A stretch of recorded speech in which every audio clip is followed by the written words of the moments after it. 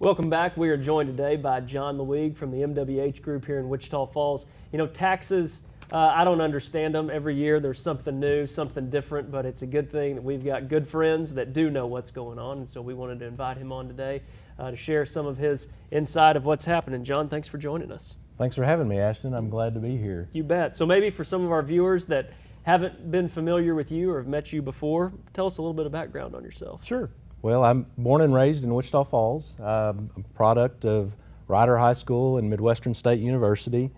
Married to Renee. We have three beautiful daughters, ages 19, 18, and 15. So we're a very busy household at the moment, thinking about college and the next steps there for our two oldest daughters.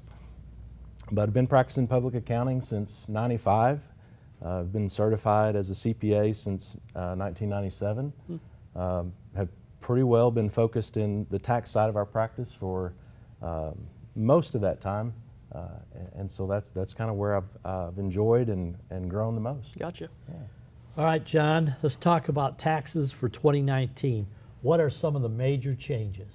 Well, I think there's a lot of little changes for sure, but there's some I guess large-scale changes that will affect pretty much everyone, and the biggest part of that is a lowering of the overall tax brackets. So every individual tax return, there's 6 or 7 brackets going from 10% to 37%, and all those brackets have shrank as part of this new tax legislation. So, you know, in a global scheme, everyone should pay a little less tax, but it's not always as simple as that. Another thing that most individual taxpayers will see is their standard deduction has greatly increased over the previous year. But the IRS, or more appropriately, I guess Congress, they give and take away. So a little bit of an offset to that, in the past we've had personal exemptions. So, you know, a husband and a wife and however many children were allowed a certain deduction per, and that goes away.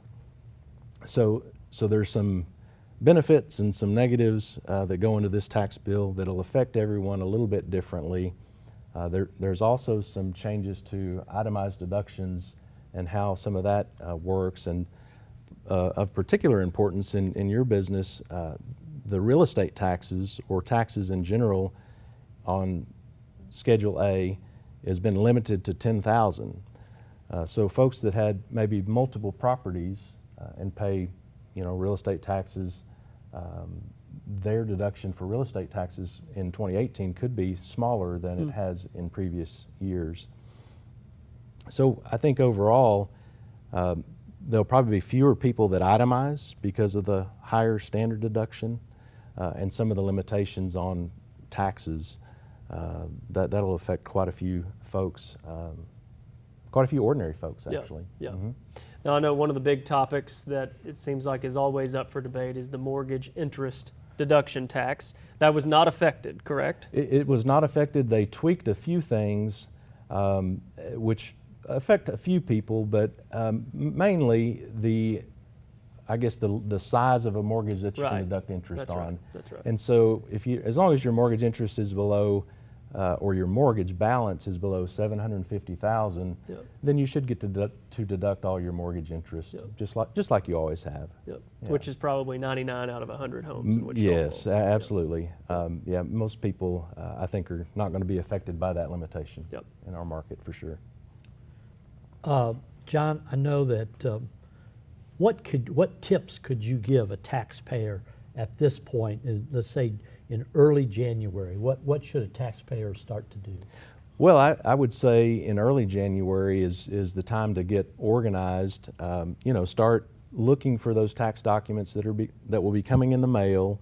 You know, if you're a small business owner, or even if you itemize your deductions, that's the time to start, you know, going through your checkbook or going through your credit card statements and trying to find, you know, when you paid property taxes and when you made certain charitable donations, and get all that stuff organized. Yeah. That's Denny, the perfect January, Denny. time. That's definitely January, not April 15th. That's right. That's right. That's right.